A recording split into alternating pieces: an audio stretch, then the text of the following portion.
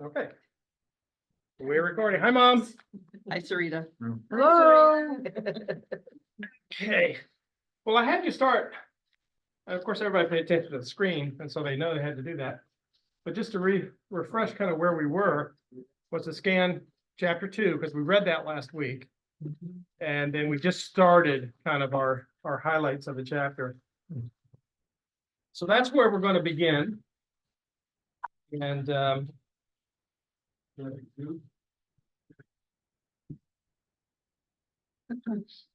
so just kind of recap where we were, what we're doing.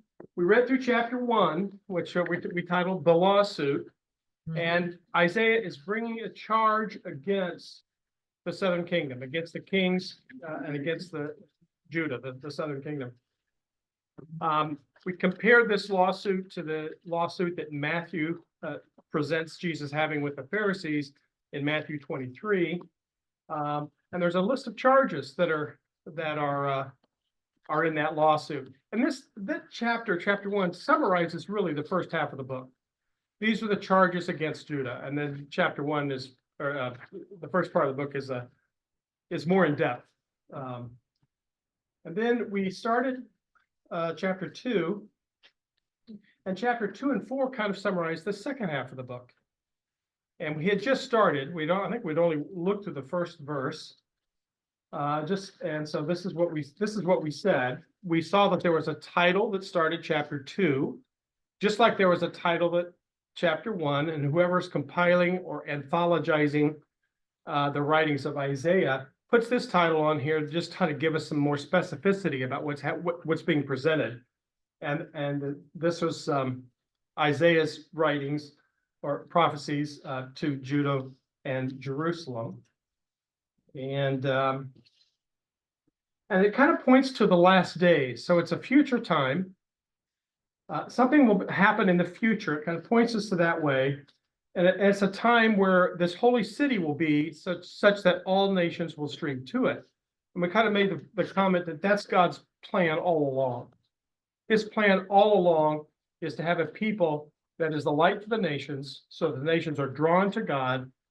And in the end, every knee bow, every tongue confess that he is the Lord, and they come to that new Jerusalem. John picks a beautiful picture at the end of Revelation of that. Isaiah hints at it here. This is the outcome. This is the goal. This is God's plan all along. All right, now I got to figure out exactly where I am. Okay. Many peoples will come and say, "Come, let's go to the mountain of the Lord, the temple of the God of Jacob. He will teach us his ways that we may walk in his paths." You remember the 4 verbs I said always be watching for?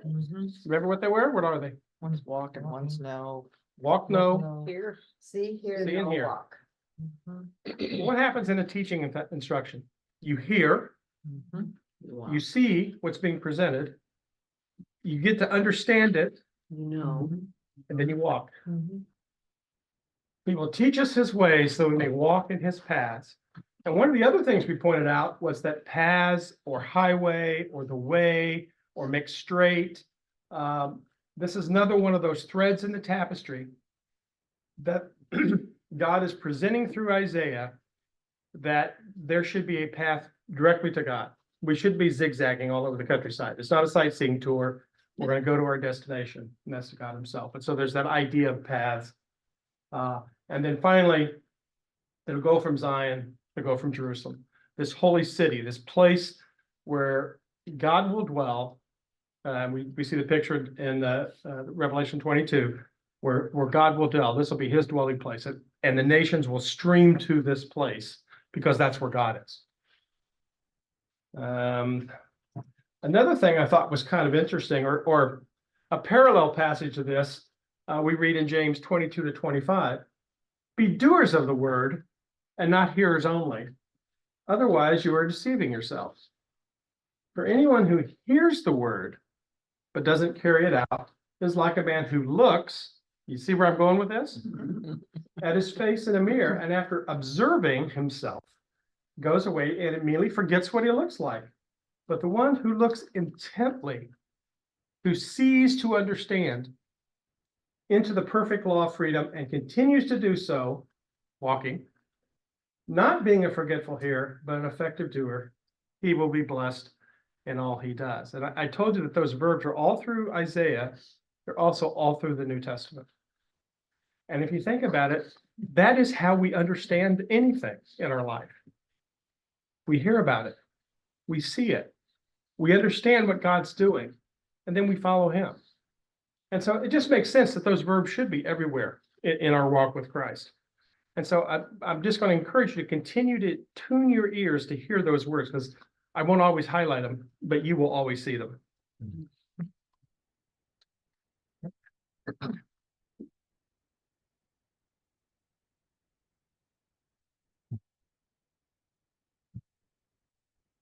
I have a question. I don't really know if this is in the right context.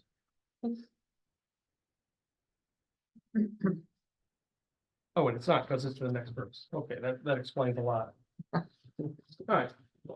Why don't we start? Well, no, this is me, so we're okay here. He'll judge between the nations. Okay, so why is it good that God judges between the nations? Why is that good?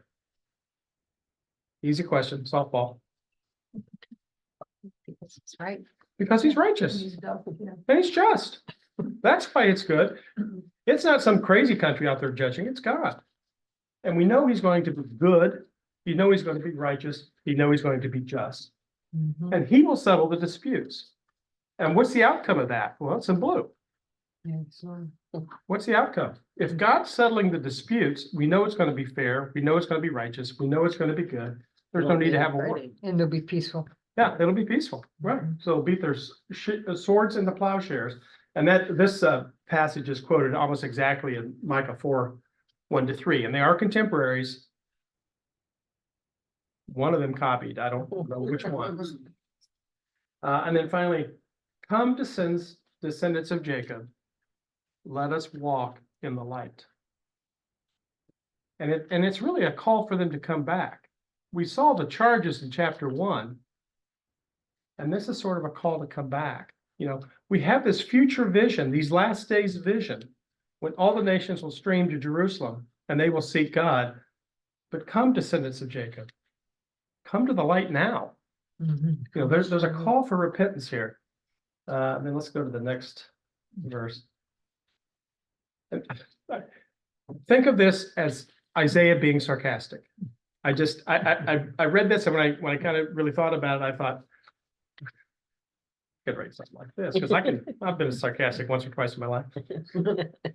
Lord, you've abandoned the people. Oh, Lord, you've abandoned the people. Well, let's read what happens immediately after that. They are full of superstitions from the east. They are full of silver and gold. Well, Santa be blessed, not really abandoned, right? They are full of horses, power, war making ability.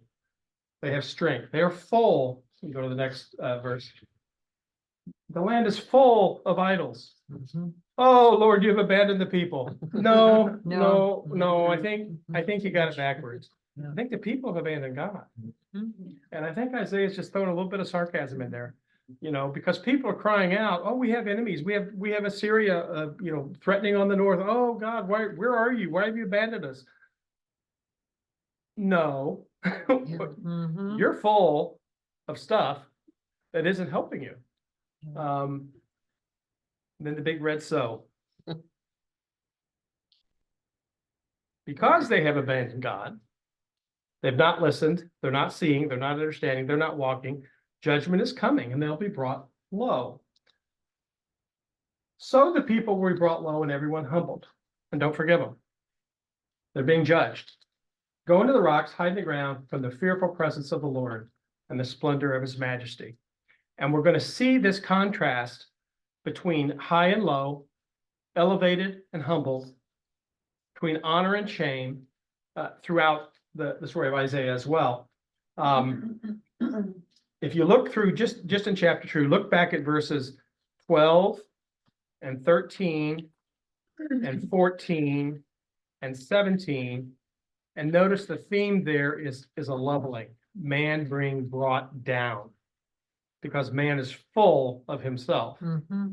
and he's being brought down. And then if you look at verses 19 and 21, you see that God's elevated. Mhm. And so the proper order is being established, right? Mhm. Man has it out of order because he thinks he's full of himself. And God says, no, this isn't the way it's going to work. We're going to have to reorder this to make it right. And there's a leveling that's going to happen. And we see that throughout chapter 2. Okay, that brings us to our little cheat sheet. What else did you see in chapter 2 that you want to review? And you just got to tell me the verses. I can jump to it and then we can kind of see it together. And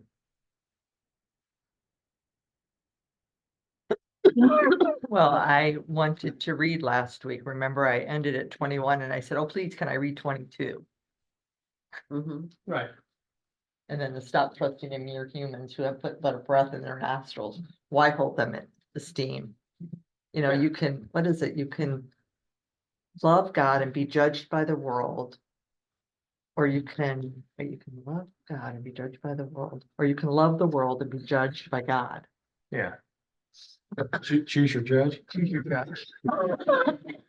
Yeah, and this is one of those verses of the leveling, right? So stop trusting in humanity. They don't have it figured out. You know, God revealed himself. That's what you need to figure out. Yeah, good. Anything else in chapter 2?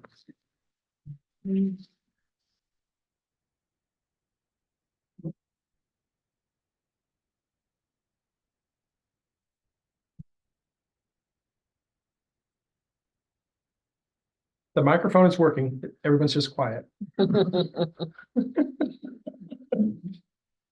Well, do you think it ever will be in verse 4? Do you think the world will ever be like that? Will there be no war and everybody will walk in the light of the Lord? I don't think so. Well, they Not didn't say until- that either. Not until the second. Right, not until God established. Right, Right.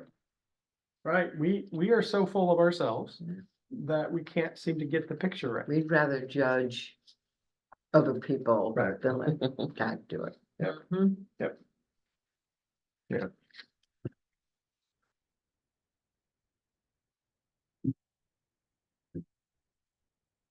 Anything else or we'll move on?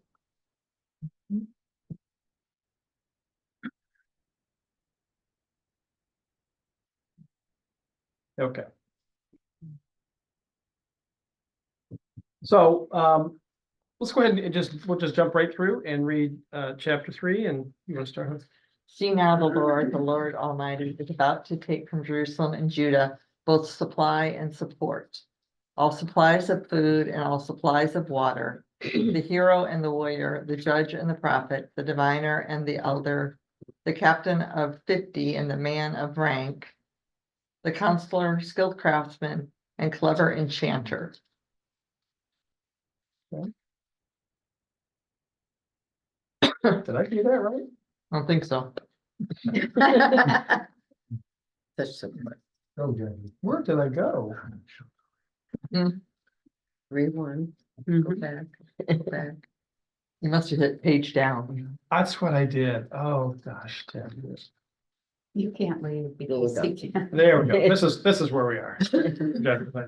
I will make mere use their officials, children will rule over them, people will oppress each other, man against man, neighbor against neighbor, the young will rise up against the old, the nobody against the honored.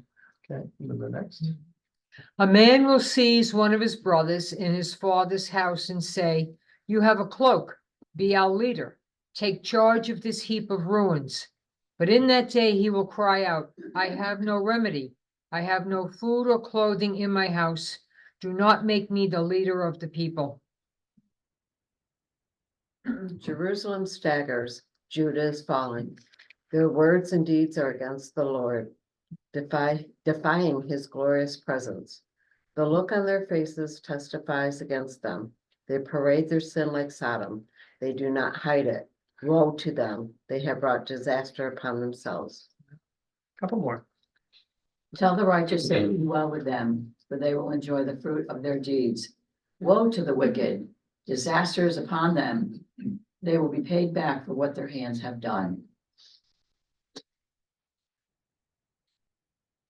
Youth oppress my people, women rule over them. My people, your guides, lead you astray. They turn you from the path. The Lord takes his place in court. He rises to judge the people. Started with a lawsuit. The judge is now coming to the, whatever it's called, the judges sit on. The Lord enters into judgment against the elders and leaders of his people.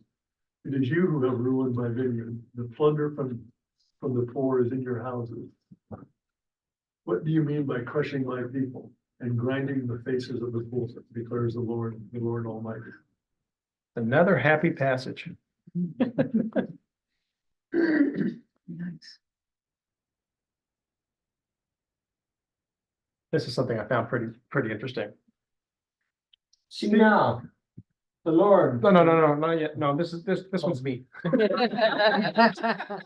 Yeah, we're going back. I want to highlight a few things. Sorry about that, Ruth. Yeah. Yeah. See, the Lord Almighty is about to take. It's about to take. He's predicting what's going to happen. And why would God predict what's going to happen? Do you remember this? We talked about this earlier. Chance. Give you a chance to, There's a chance for repentance. yeah, mhm, There's a time delay, yeah. but there's another reason. There's another reason that he's telling you what's going to happen. Proves he's God. Right. Because mhm. All right. when this happens, then you will know. Okay. Right? You're doubting me now. You're chasing, the Baals, you're chasing, all these pagan gods, but I'm telling you what's going to happen. So when it happens, you will know. And hopefully you will reconsider. I mean, that God's purpose is always to bring us back. So hopefully it brings us that. Now, I found this kind of interesting. Remember, we had the passage in chapter 2 where, why has God abandoned me? And that you're full and you're full and you're full and you're full. Now look at this little passage. I will take supply and support, food and supplies, hero and warrior, judge and prophet, diviner and elder, captain of 50 and men of rate, counselor, skilled craftsman and clever enchanter. This is what empty looks like. You think you got it? You think I've abandoned you because you've abandoned me, but you're still full? Well, I'm about to take. And this is what empty is going to look like. Mhm. This is what's going to happen because you will not turn, because you're so full of yourselves.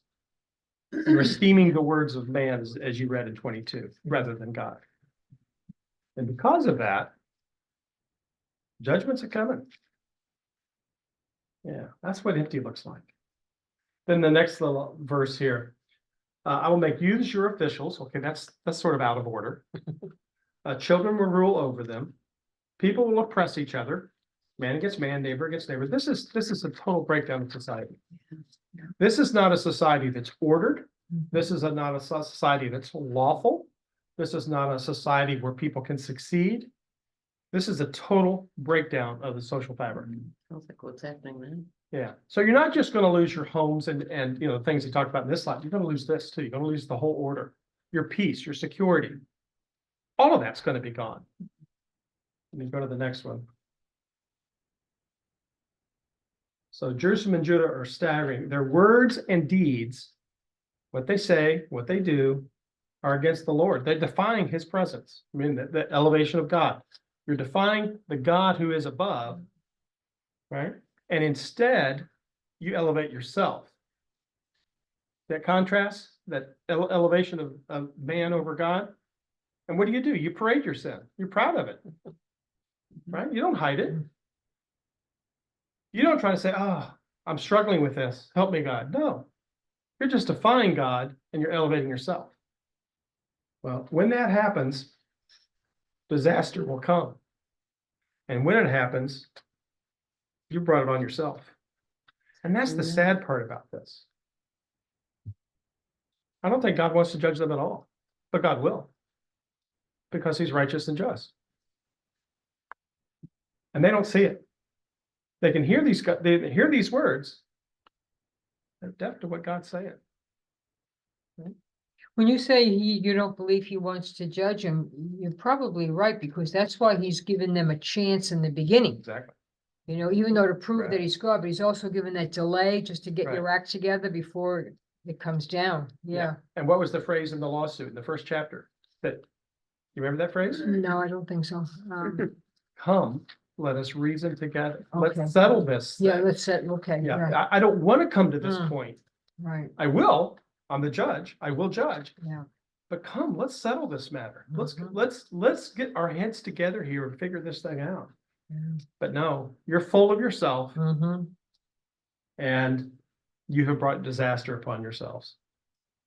And then in 10, but even in the midst of that, there's always a glimmer. And that's one of the things in reading all these gloom and doom chapters, and we'll read a few of them, there's always this glimmer, and here's the glimmer.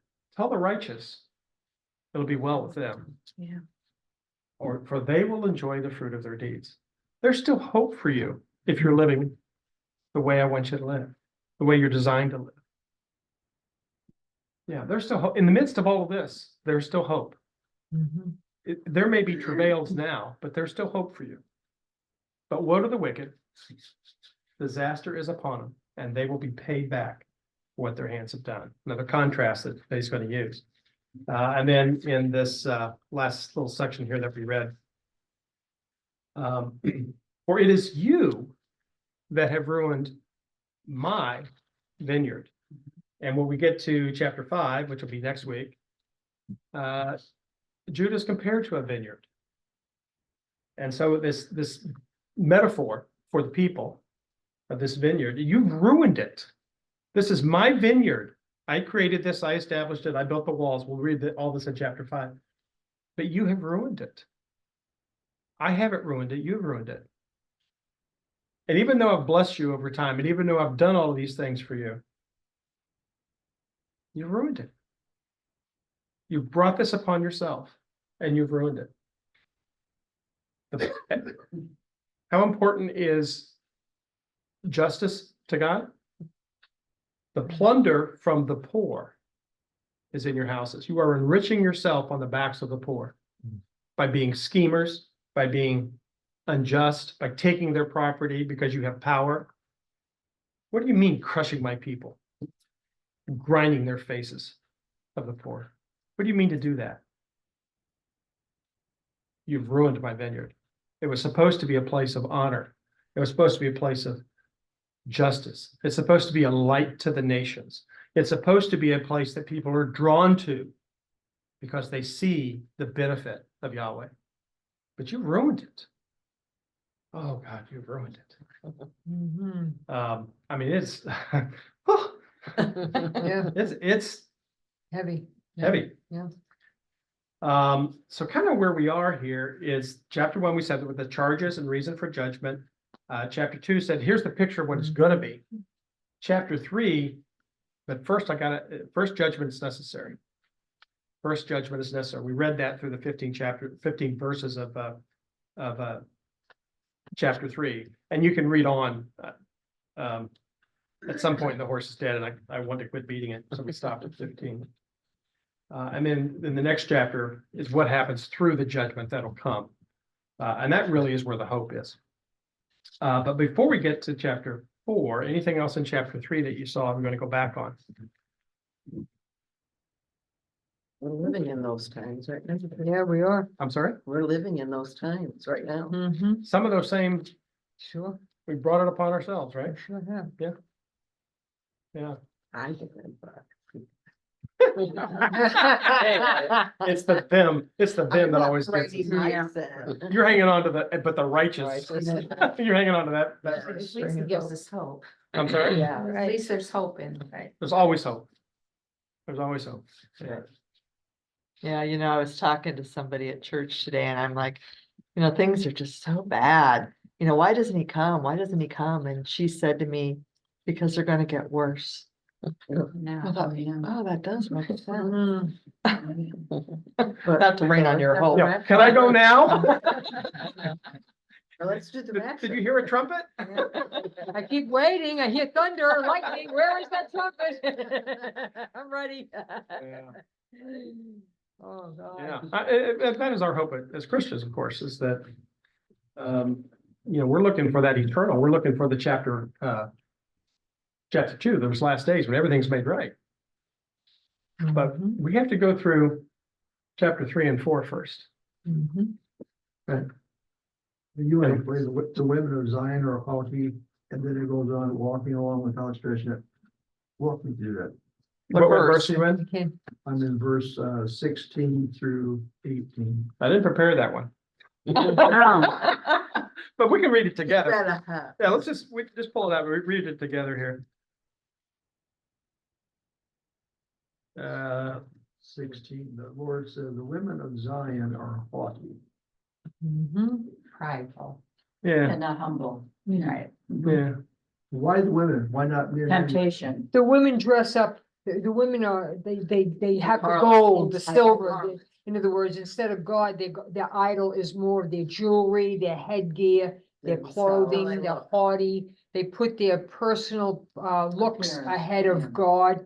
And then before we had the gold and the silver and the women all doll up. Okay. And mine says, use what you have to help others, not to impress them. Mhm.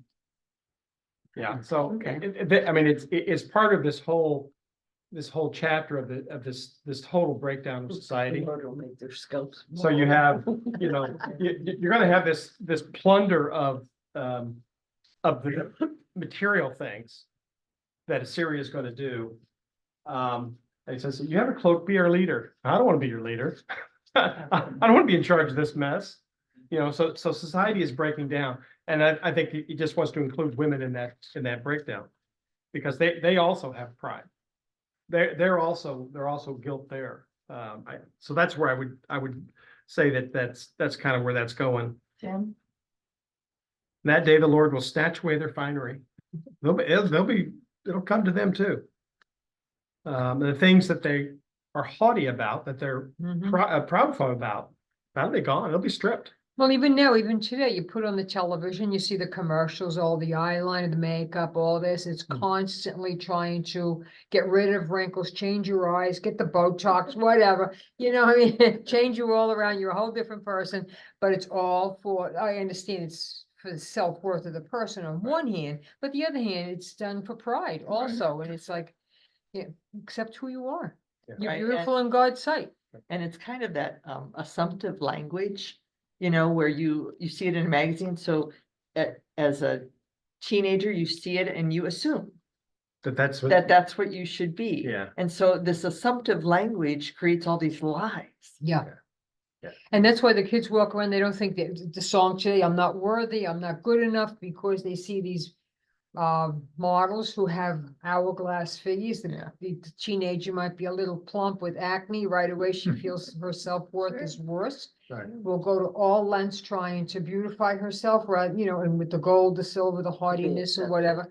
And it's just thrust upon her. It's not really her fault so much, because they're very susceptible to all And this. everywhere. You're getting those messages everywhere. Yeah.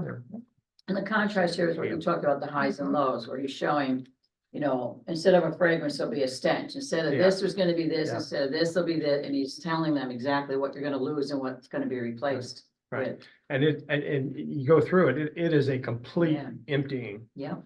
And somewhere in December, we will read about what actually happens in the exile. Tim? In my notes, references, when women turn away from God, as those in Judah did, the picture is tragic. Constantly flirting women will show disrespect for the marriage vows. It goes beyond. So that comes out like parading their sin. Yeah, same kind of way. Mm-hmm. Yeah. Well, all started with Eve, so.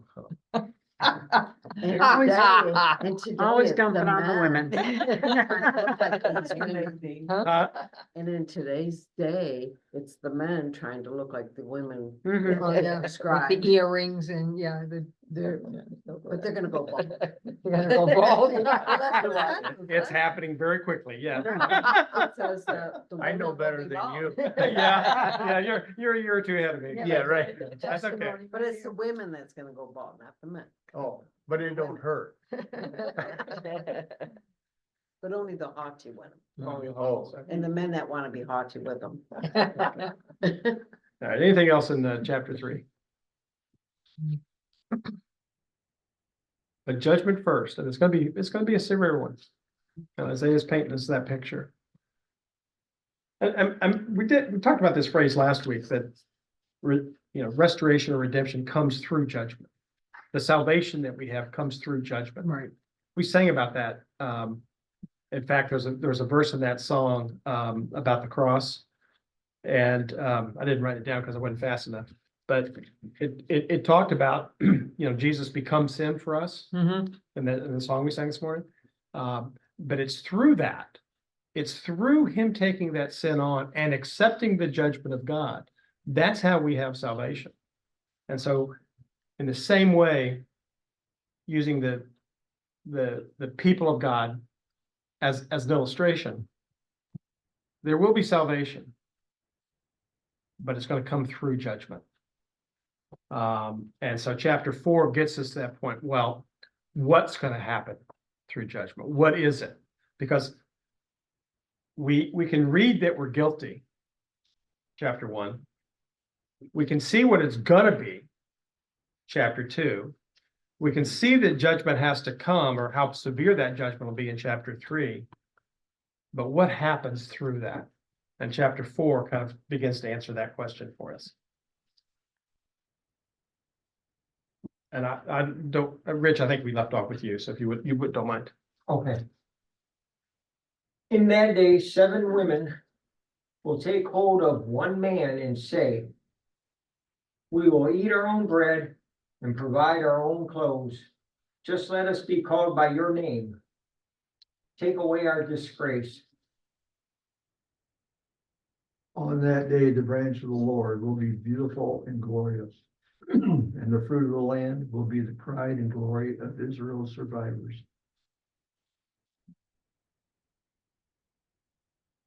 One more. Oh, did I click it? Yeah. Sorry.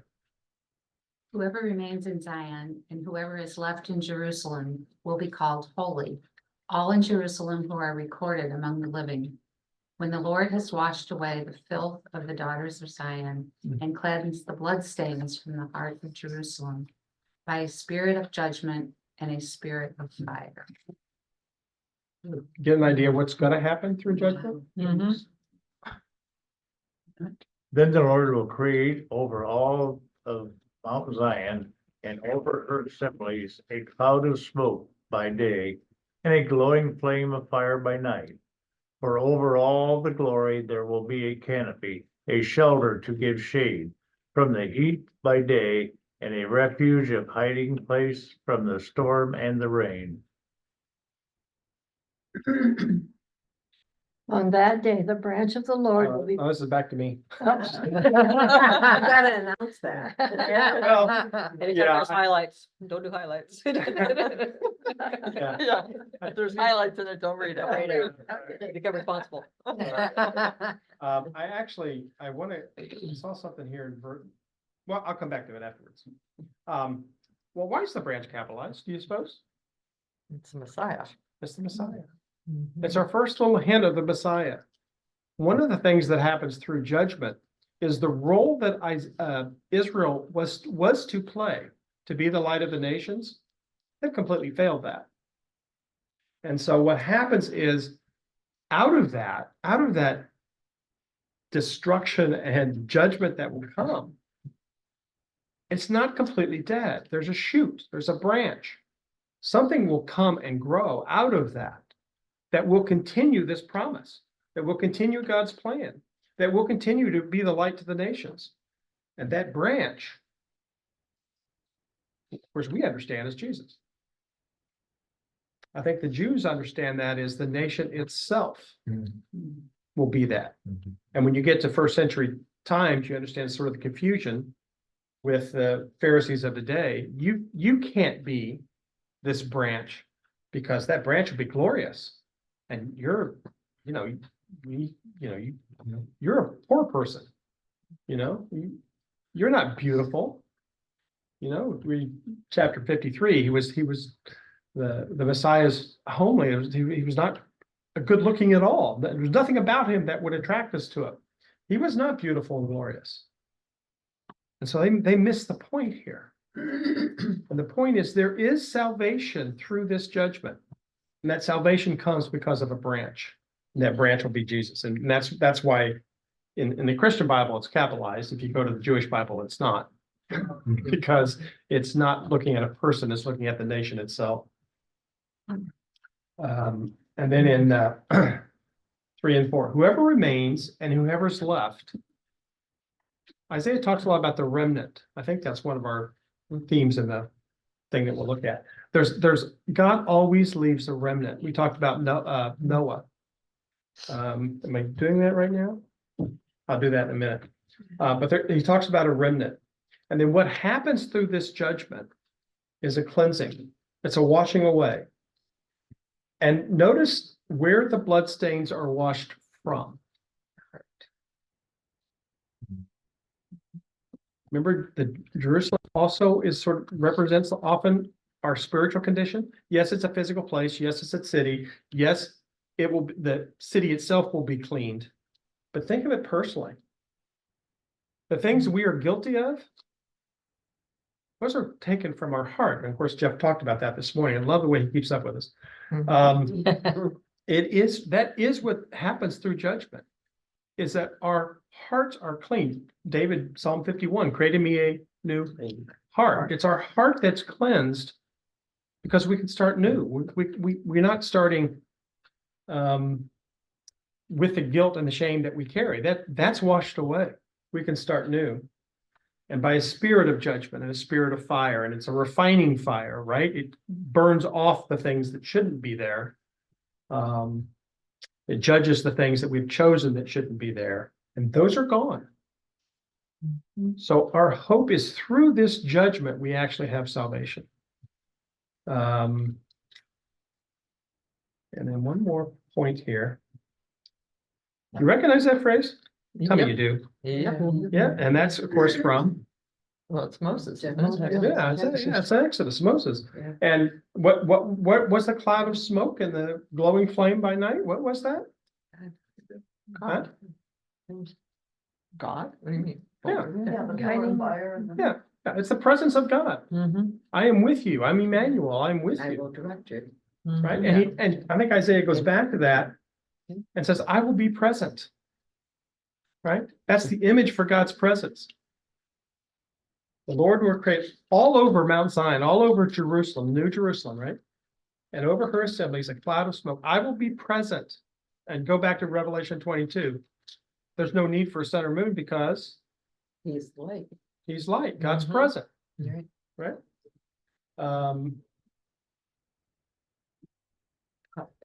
I think that is. I'm taking that last sentence for the storm coming up here. A shelter to give shade for heat of the day, and a refuge and a hiding place from the storm and the rain. Yeah. Well, we can certainly trust in God for that. I wanted to bring in one more verse that one more piece.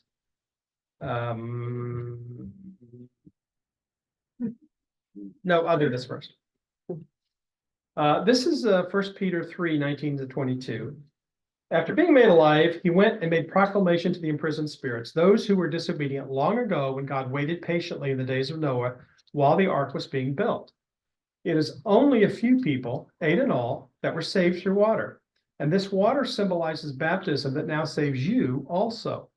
Not the removal of dirt from the body, but the pledge of a clear conscience, the bloodstains removed from our heart. It saves you by the resurrection of Jesus Christ, who has gone into heaven as at God's right hand, with angels, authorities, powers, and submission to him. And what caught me was this little phrase: a few people, 8 in all, were saved through water. Well, water was the judgment, right? That's how the people of the earth were judged. It's through the water. And it's through that judgment that we have a hope, because God saved a remnant. He saved something to carry out his plan forward. And in the same way, this judgment is going to happen to Judah. It's coming. You're full of yourselves. I'm going to show you what empty is. And judgment will come, but there will be a branch. There will be a remnant. There will be remainders. And it's through them that my plan will be carried out. I have spoken it. I will see it. The zeal of the Lord will make it true. We've read that phrase a couple of times already. That's so interesting that it says through rather than from, Right. Or by, yeah, through, Yeah. through water, yeah. rather than from From the water, water. yeah. I read it as from. Saves Yeah. through water. Yeah. Yeah. They weren't saved from the judgment. It was through that God's going Yeah. to do his plan. Yeah. Very enlightening. Right. I think. Right. And that's what happens at baptism, right? We participate with Christ in his death, and that's why we go under the water. We're buried. And we are raised out of the water, just like Christ is raised, and brings in the resurrection of Christ there. And we join with him, and we are now not clean, but new. And we have a clear conscience, those bloodstains swept away from our heart. I just thought it was a beautiful little tie-in to that. And I want to do one more thing here. I saw something in chapter 1. I hope I can remember what I thought. And I can't, so we'll go. What was the song? What was the song? Oh, you know about? that song. You know that song. Oh, everybody knows that song, right? What song? I was running down the road trying to loosen my. Oh, the Eagles. Yeah, y'all know that song. Our generation. Eagles. Of course. So on that day, 71 will take hold of one man. And, and in that culture, in that day, a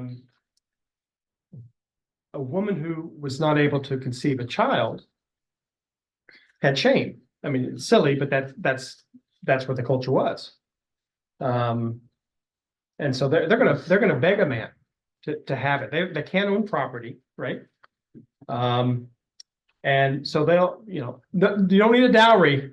Just give me your name. Let me have some security. Take away our disgrace. As an unmarried woman or whatever. I don't know. It made more sense in my head, and I should have just left it. Any other thoughts from anybody else on chapter 4?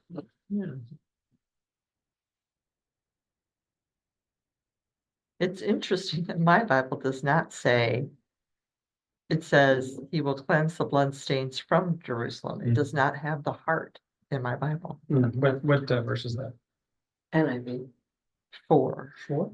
Mine doesn't either. Mine doesn't, but I have NIV. From, It's a new international version. Yeah. Yeah, this should be NIV, but that doesn't mean it's the same. I mean, NIV's got good versions as well. Yeah. I didn't do mine a, says from as Sorry. well. I'm sorry? Mine says from as well. My version. Says what? Same thing you No said, heart. from. No heart. Jerusalem. Oh, yeah, yeah. Bloodstains. But you must have from gotten that from Jerusalem. somewhere. Well, I copied it out of Bible Hub, so I'm assuming it's from NIV or whatever version's online of NIV. Might be like the new It international. fits my theme better though. It does. It does.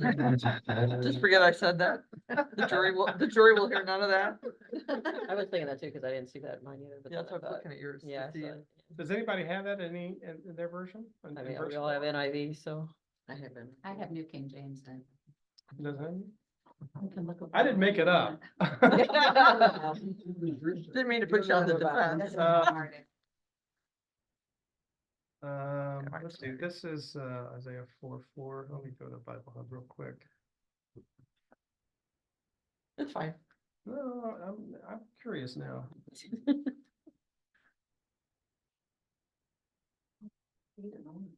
And what did we say? This was Isaiah 4:4. Let me drag this over here. Drag this over here.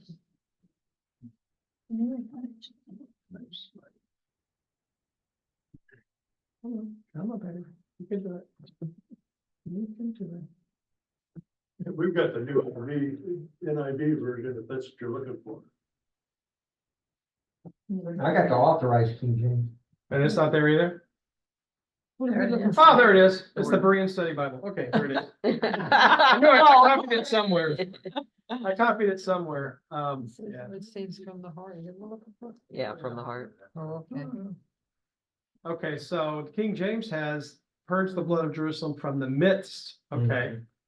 And then someone had the New King James. Was that you, Rich? that had the I New do. King James? No. I've got one too. That's why I got authorized. From her midst, okay? From her midst in the ASB. I like the Berean. Berean. Holy Christian Standard, there you go. I'm not familiar with that one. From the inside. From the inside. Okay. So I have the American. Well, that's Standard. interesting. I mean, I wrote it in my Bible so that I can understand it better. Yeah. Yeah, I don't know Hebrew. Oh, there it is, the majority. Yeah, majority wins. Order democracy, the majority standard Bible. Yeah, that wins.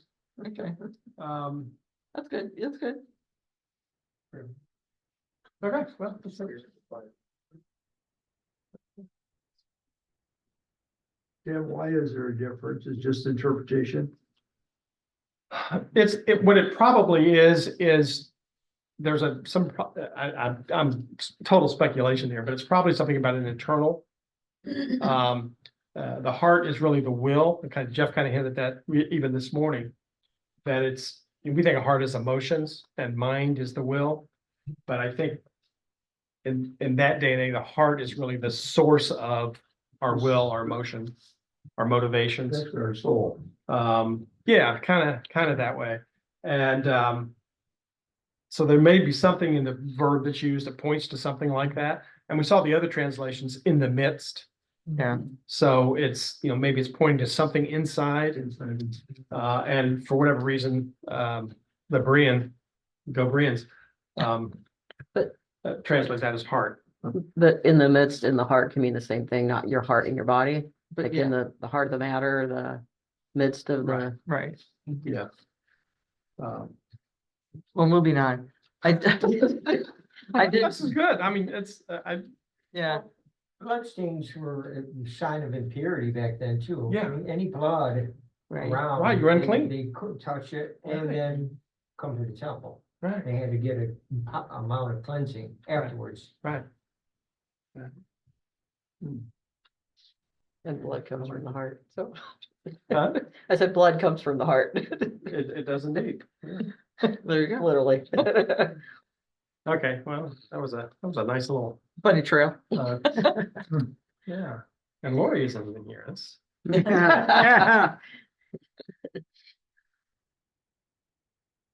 Okay, back to where I am. Oh, I hit the wrong. Thank you. This is where that'd be. The Message one is really wild if you ever read that. Go ahead. read it for us. It says, verse 2, and that's when God's branch will sprout green and lush. The produce of the country will give Israel's survivors something to be proud of again. Oh, they'll hold their heads high, everyone left behind in Zion, all the discards and rejects in Jerusalem will be reclassified as holy, alive, and therefore precious. God will give Zion's women a good bath. He'll scrub the bloodstained city of its violence and brutality, purge the place with a firestorm of judgment. Then God will bring back the ancient pillar of cloud by day and the pillar of fire by night and mark Mount Zion and everyone in it with his glorious presence, his immense protective presence, shade from the burning sun and shelter from the driving rain. Yeah. Yeah, it is that idea of scraping away the dross. Yeah, Of yeah. purging though it's not Purging. pure, yeah, yeah.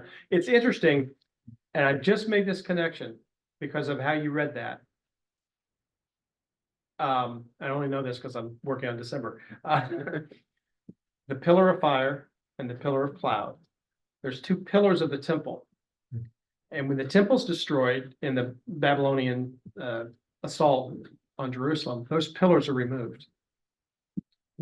And that it just connection. Okay. Those pillars, the presence of God is removed. Mhm. That was the Holy. I'm gonna have, I'm gonna have to go back and add a slide for that very thing, if I can But I remember. mean, that's the whole, that's the Holy Spirit right there. She read something. Right. And Bringing it together. right? I was gonna ignore that passage because it's just some architectural detail. Who cares about that? But Now I know why. isn't that cool? Now I know why. That's awesome. Yeah. That's the Holy Spirit. It is, yeah. Okay, I think we're pretty close to time, and as it turns out, we're done. Okay. So we do have this conclusion of this overview. And we know that they're ripe for judgment. We read the lawsuit. We know that there's a promise of this restored city. Mhm. But we know before that happens, judgment has to occur. But we also know that through that judgment, as you read, there will be this purging, there will be this removal. It will be made right. It'll be cleansed. And of course, that is our message. That's the message of the gospel as well. When we come to Christ, the garbage in our life is cleansed, it's washed away. And we are created new. I had another thought, because it's on my mind right now. Remember the interview with Nicodemus? Right. You know, and Jesus says, "You're the teacher of Israel and you don't understand this?" Yeah. And he's struggling with the physical understanding of what? How can I be born again? Yes. Yeah. How can a man go back into his mother's womb? How can I do Yeah. that? But he's missing the point. It's a Yeah. spiritual renewal. It's a spiritual thing. But it ties in perfectly as well. Okay, that's where we are for the week. So, and then we've got a couple of minutes. We certainly have opportunities to. Tim, what did you say you read about two pillars? Where did you say what?